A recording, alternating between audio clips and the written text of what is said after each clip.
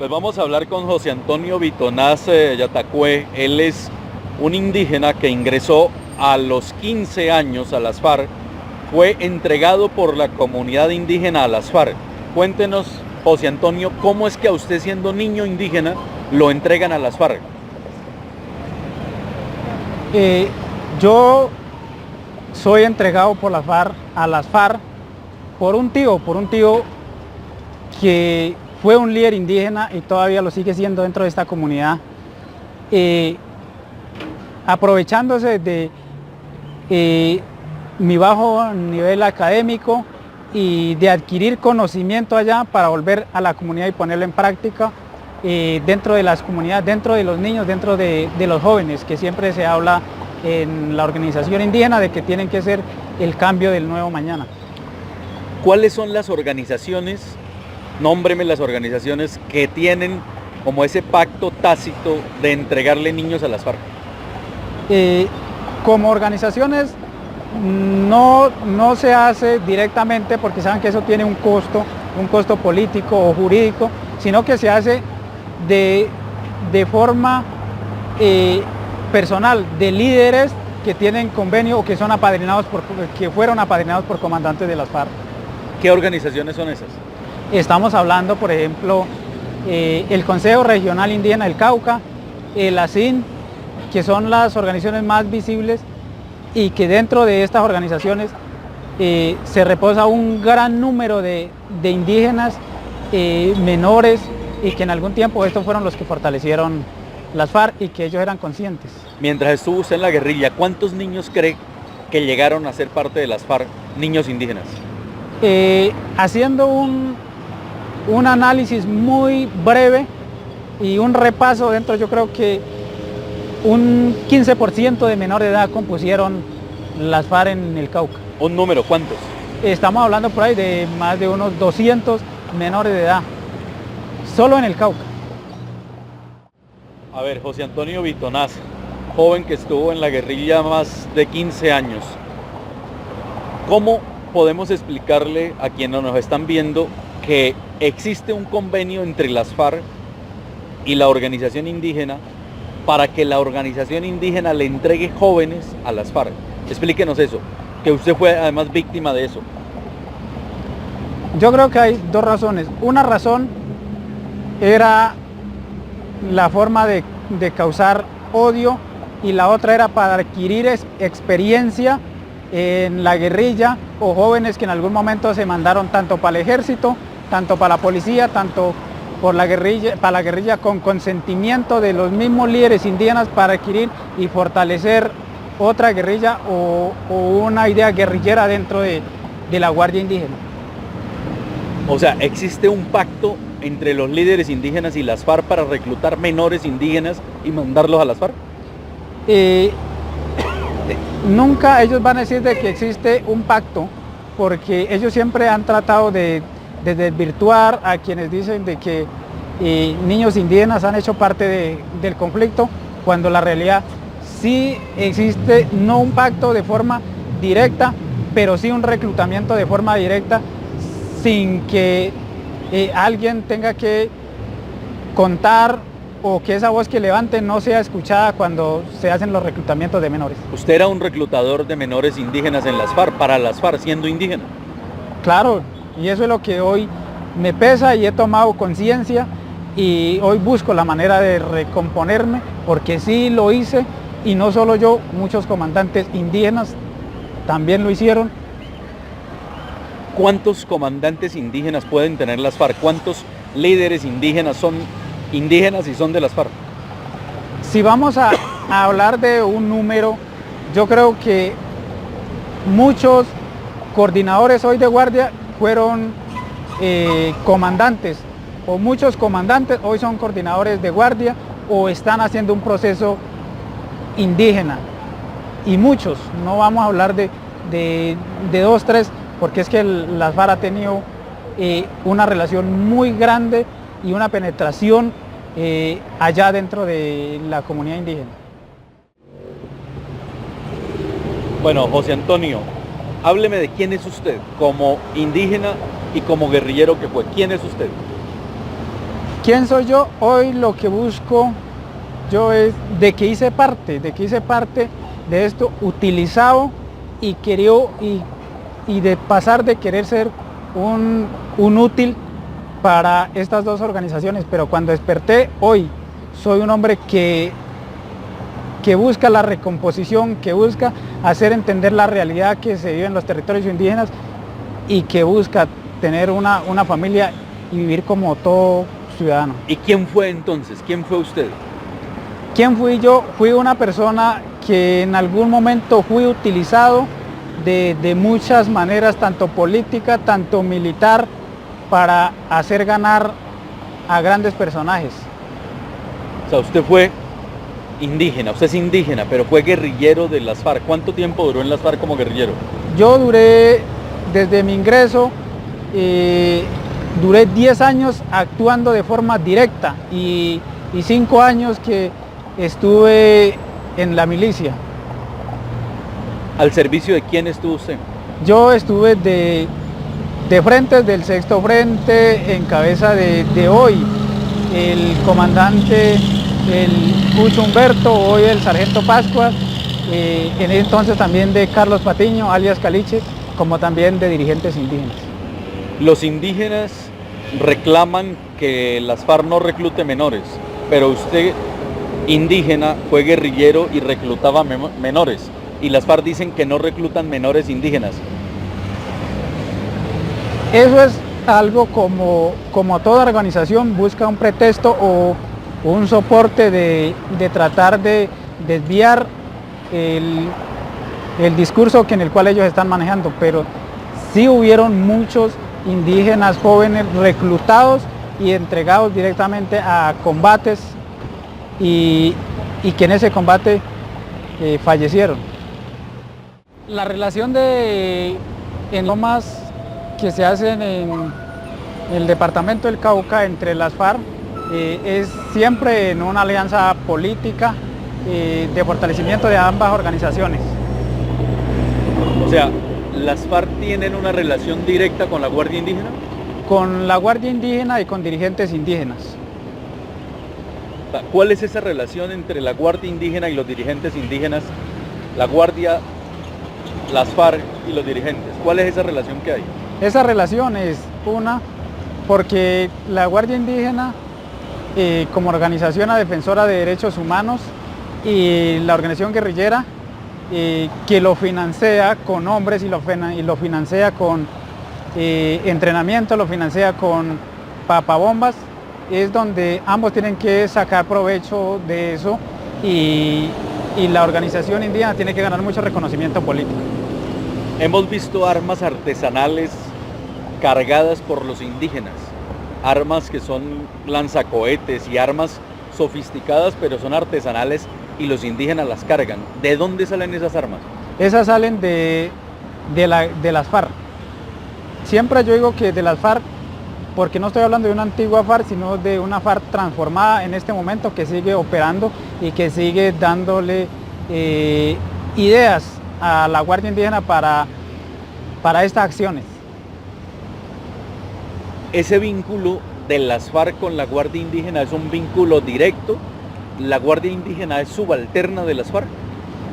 En hombres sí, porque prácticamente muchos guardias indígenas son militantes de esta guerrilla y que en algún momento se colocan la camiseta y el bastón de la guardia para hacer los taponamientos. O sea, son guerrilleros, pero son indígenas. Exactamente, porque la guerrilla se compone de hombres, el 98% de indígenas son los que componen estas guerrillas que operan en los territorios indígenas. ¿Para dónde va el departamento del Cauca con todo lo que está pasando con la movilización indígena, con la presencia de las FARC, el hecho de que las FARC están involucradas con la Guardia Indígena? ¿Para dónde va el departamento del Cauca?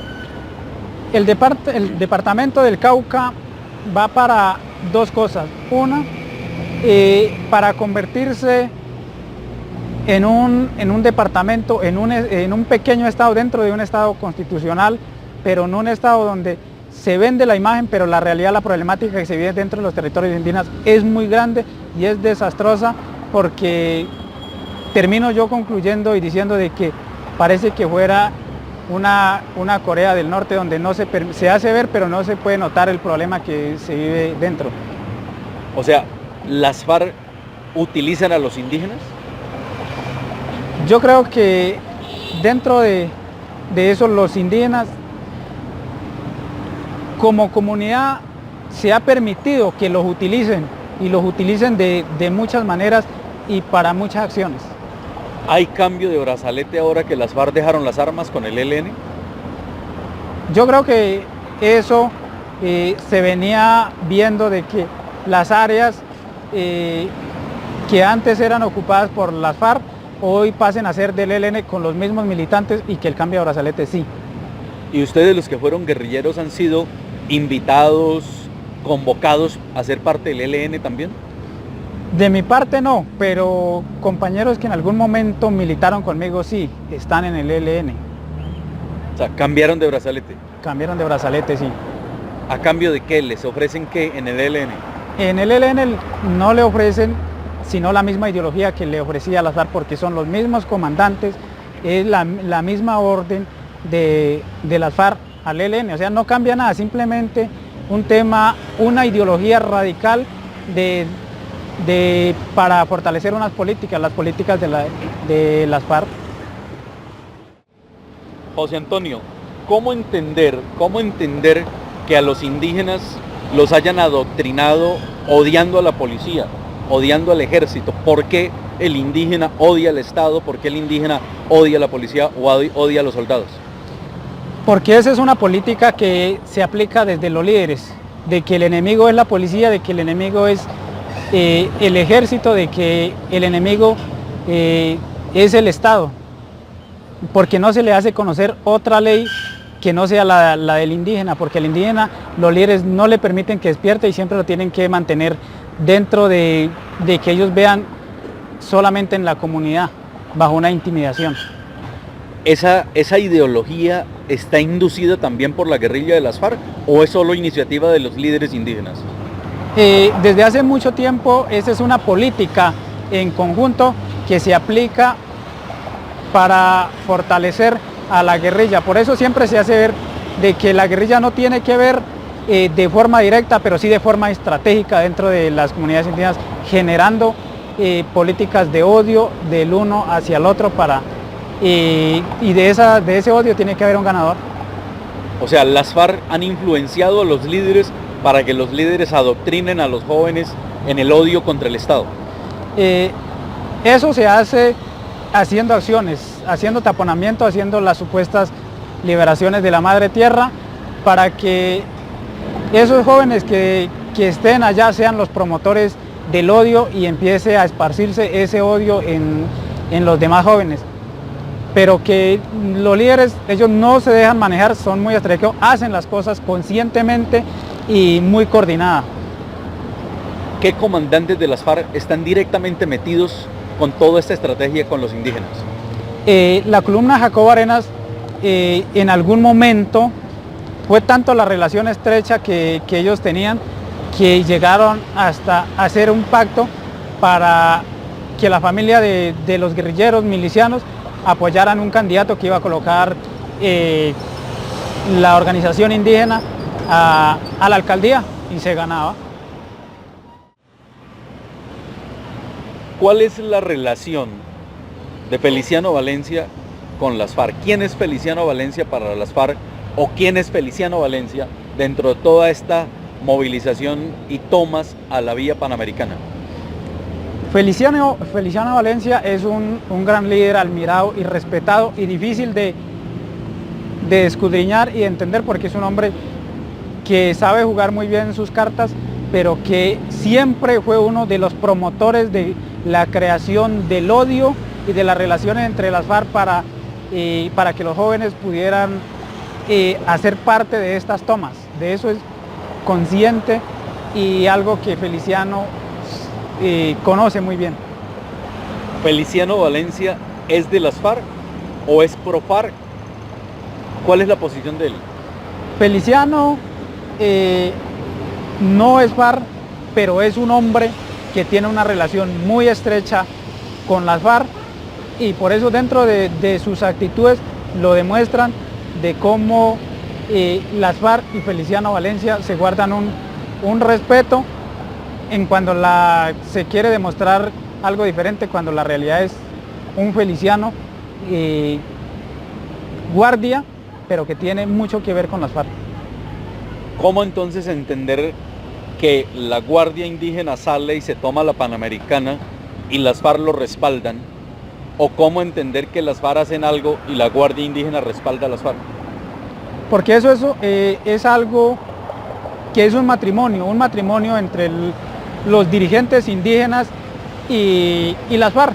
Entonces por eso si alguien va a accionar, el otro lo tiene que respaldar, porque lo que se trata es de hacer ganar a una comunidad indígena o de que una comunidad indígena tratar de salir en defensa de las FARC, pero muy estratégicamente. ¿Feliciano Valencia es un candidato de las FARC? Feliciano Valencia no es un candidato de las FARC, pero sí es un candidato con nombre de FARC y apoyado, y que se va a apoyar con las bases de abajo, de la comunidad, que tienen mucho vínculo con las FARC. O sea, usted fue guerrillero de las FARC y hace poco se desmovilizó. O sea, usted conoce directamente cómo se manejaba la Jacobo Arenas y el Sexto Frente de las FARC. O sea, usted sabe realmente quiénes estarían apoyando a Feliciano Valencia. Feliciano Valencia va a recibir muchos votos de ese cuerpo político que las FARC tiene en el Cauca. Entonces, porque las FARC le debe los favores a Feliciano. A mí me dicen que parte de las tomas a la Panamericana son ordenadas por Feliciano Valencia y que es una forma de hacer campaña política Feliciano Valencia, haciendo campaña política tomándose la Panamericana para ganar más indígenas, para ganar más adeptos y para ganar más votos con el apoyo de las FARC. ¿Eso puede ser cierto?